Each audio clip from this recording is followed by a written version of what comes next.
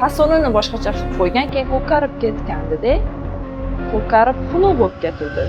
Men Hoshimni 2018 tatuaj qildirgandim. Keyin уже ancha yil bo'ldi. Keyin o'chirgani keluvdim, bularni eshitganman. Eshitib keldim. Keyin bittada o'chirib berdilar, natija yaxshi bo'ldi. O'shaning uchun keyin bularni eshitdim o'rtoqlarimdan. Keyin o'chirdim. Bitta urinishda уже o'chirib berdilar. Lazerda.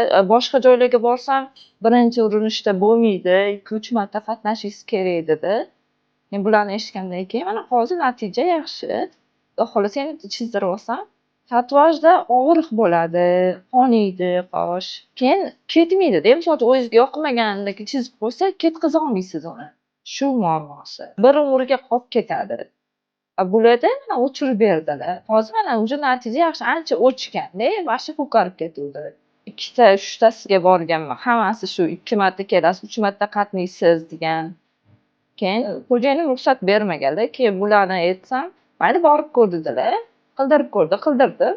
Uydagilarga ham to'g'ri ma'qul bo'ldi. Ozodaga birinchi o'rinda omadini bersin. Rahmat deyman, shuncha men yugurtirmadi birinchi urinishda. Men o'zim o'ylagan natijani chiqarib berdi. Shu ishini rivojini bersin. Klientlari ko'p bo'lsin.